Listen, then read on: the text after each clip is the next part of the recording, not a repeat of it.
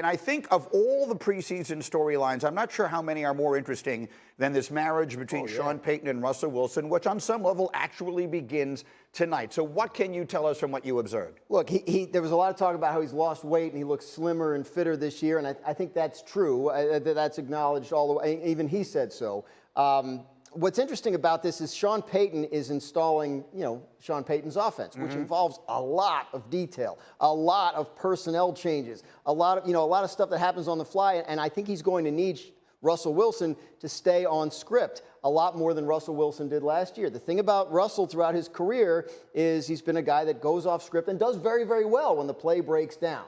But I think that what they want to see is, can he operate within, as Harry said, the flow of that offense, and go off script only when he absolutely has to. I think that's something we're going to see today. He's going to play tonight. Didn't play in the preseason at all last year. But as we know, Sean Payton wants to do everything the opposite of what they did in Denver last year. And understandably, whether he should have said it that way or not, no Gilligan hats, and we will see Russell Wilson on the field. So if we're going to if we're going to first guess this, if this is a marriage between Sean Payton, who now runs the show, and Russell Wilson, who, while tracking towards being a Hall of Famer, I think has some questions to answer this season. How do you see it turning out?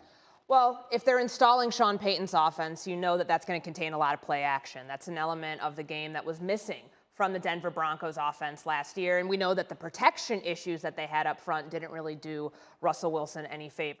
In situational areas, because you don't want what happened last year where he was just like quickly going through his progressions just because he's trying to get the ball out quick because he felt that pressure because they weren't protecting him. Yeah, and that's the thing. Last year, second fewest rushing attempts in his career for a single season. So it's not like the play would break down and he'd take off and run. It was like the play would break down and he'd scramble and then he'd throw it instead of run. So Payton did actually say that when I was there. He wants to see him use his legs a little bit. Well, let me throw a completely different slant into this conversation, Harry, and I'll turn to you because you know that offense better than anyone from having played in that division. You were telling us this morning in our meeting that you would watch Drew Brees and see all the precision with which they worked. But that was Drew Brees. The skill set of Drew Brees and Russell Wilson could not be more different. Their somewhat diminutive stature is the only thing that makes them similar. So here's what I would suggest. Great coaches adapt to the talent that they have. So all this talk of, can Russell Wilson do what Drew Brees did in Sean Payton's offense? How about, can Sean Payton adapt his offense to utilize the things that have made Russell Wilson a Hall of Fame player for more than a decade? Probably 10%, but Sean Payton has had success, right, at the highest level. So is Russell Wilson. Well, I understand that, but Russell Wilson, this isn't his offense, right? And he tried to do it his way last year, and that didn't get him anywhere. So Sean Payton also had Taysom Hill. Danny, this is what bothers me. Yeah. I always get this expression wrong. But it's either a square peg and a round hole or a round peg and a square hole. Whatever it is that doesn't fit. Those two things don't fit. Russell Wilson and that offense are not a good fit. I think with the way to look at it is not he's going to ask Russell Wilson to do what Drew Brees did. Yep. He knows what Russell Wilson can do, and he will design an offense with that under consideration. But he will design an offense, and he will ask his quarterback to operate that offense. When I've had like radio sideline reporting gigs, and it was the Saints, I would stand near Payton on the sideline, and I was always amazed. The guys that would come off the field, the running backs and receivers would come off the field, they wouldn't go to the bench. They'd stand right next to Payton because they knew they might be going right back in on the next play. He's playing chess. He's thinking 2-3 moves ahead. If the quarterback's not behaving and he's not doing what he's supposed to do and things go off script, that's going to affect everything everybody else is doing. Right. So it's not that he's going to make him be Drew Brees. He's going to let him be Russell Wilson, but he's definitely going to have a plan for how the game operates. I get that part, but I agree with CC's point, which is if you don't let him utilize some of the special things that he has, that he brings, his athleticism, his ability to improvise when the play breaks down and then to chuck it down the field, then you're not getting the best of, you're not setting Russell Wilson up to succeed. You know that he's dug in, but everything that we've heard from Jerry Jones is that he's dug in. Dan, you were there. What can you tell us? I do believe the Cowboys are dug in. I think the way they're looking at this is Zack Martin has been one of the highest paid players, if not the highest paid player at his position for a while. He is now in a situation where he's going to turn 33 in November. He has 2 years left on his deal. So if they give him an extension, he's turning 35 in the first year of the extension, and there really isn't a lot of proof that guys can continue to play at a very high level at that position in their mid to late 30s. So I don't think the Cowboys are eager to give him what he wants in terms of an extension, and I think they're willing to hold the line and sort of dare him to sit out, which may be risky, but again, they have CeeDee Lamb's contract to work on. They have Micah Parsons coming next year. They're going to have to do Dak Prescott next year. They have a lot to do in terms of their finances, and I don't think they feel like an extension for Zack Martin with 2 years left on his deal is part of that plan. So, if he's willing to take it all the way, if they're going to draw a line in the sand and he's willing to take this into the season, how would you, Harry Douglas, describe the significance of that absence to what the Cowboys want to accomplish? Very concerning, and here's why. When you look at the opponents that they have within their first 6 or 7 games, you have the Giants, you have the Jets, you have the Patriots, the 49ers, the Rams with Aaron Donald, Philadelphia Eagles.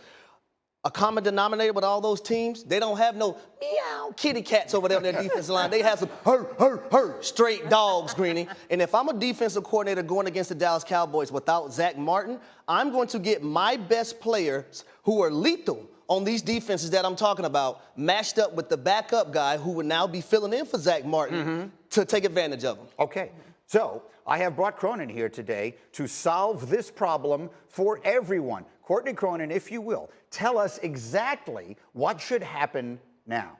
So he's a 6-time first-team All-Pro. He signed his last contract in 2018. These things happen where if you have a really good player, they outplay their contracts. It's what the Chiefs are dealing with right now with Chris Jones.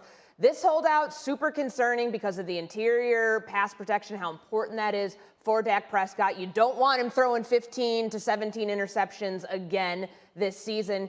You've got to get this thing solved. So go the Trey Hendrickson route. He outplayed his deal with the Cincinnati Bengals, and so they gave him that 1-year, $20 million extension, keeping him there.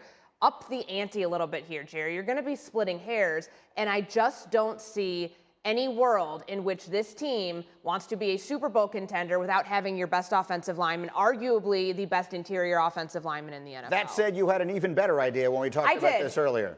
There's going to be teams calling about this, Greeny, maybe even your New York Jets. If a team gets really serious about improving their interior pass protection, they're going to be calling down to Jerry World and saying, hey, Zack Martin, you guys don't want to seem to pay him. Zack Martin to the Jets? Maybe. When? Right now. I love it. Can we make this happen? Let's do it. Graziano, get someone on the phone. Is this your first time on Get Up? It won't be your last. Let's make this happen. Okay. You know exactly how to play this. What do you think? It makes sense. The Jets need help on the offensive line. He wants more money. The Jets have money to spend. Let's do this. And the draft capital might be the only thing that would be a concern because as Jerry knows here, he's got the leverage because Zack Martin remains under contract. He's probably going to be asking for more than a team would be willing to spend, but the caveat of all that, if the Jets are going all in to win a Super Bowl within this Aaron Rodgers window and they have this year, next year, and maybe the third year because it's about a 3-year contract, they're going to be aggressive. How aggressive, though? They don't want to get raked over the coals by Jets. I'll get raked over the coals. How many picks left to trade? They traded them all for Aaron Rodgers. No, they have picks. Have to give for a third-round pick. You're not. The Cowboys aren't getting a first-round pick for a 33-year-old guard. I have a question for you. What? If the Jets get Zack Martin, but you have to swim across the Hudson, would you do it? Well, that's the East River, by Whatever the way. it The is. Hudson's on the other side. Listen, I mean, I'm a fan, but I'm not a lunatic. You look at the New England Patriots, in which they were tied for 3rd in sacks in the National Football League last year. You can't afford your offensive tackles to be the weakest link on your offense.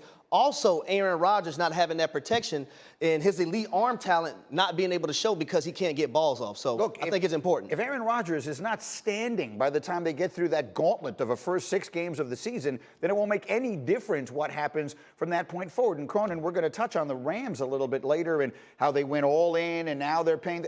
That's what you have to be prepared for. The Jets, they may be looking at a situation where 3 or 4 years from now, they're going to have to start all over again and will be terrible. Yeah. That's the deal you make when you go out and get Aaron Rodgers. So in answer to the question you asked me earlier, what could they trade for Zack Martin? My answer is anything that it takes. You're trying to win it now. And this is an offensive line that started 11 different guys last year due to injury. If Elijah Vera-Tucker is your only sure bet that you can bank on for this season, then you're in a tough spot. And we've seen, dating back to, remember that great back of the end zone catch from Garrett Wilson? Of course. And they were in shells that day. But the first thing I noticed immediately was the pass rush, being able to get through guys. And I know, again, they were not in pads that day, but we've seen it. We saw Brian Burns having his way Yeah. during joint practices. So to me, this is a big issue that they have to solve because Mekhi Becton's played one game since 2021. You can't bank on that one either. And you've got two rookies that are trying to work their way into the mix. I don't think it's enough to protect Aaron Rodgers at 40 years old. Look, I'm rooting for Mekhi Becton to get it together, but the Jets cannot bank their season on him. You cannot. You cannot let this thing get away from you because you believe he's going to do something that, to your point, he hasn't done in years. Thank you for watching ESPN on YouTube. For live streaming sports and premium content, subscribe to ESPN+.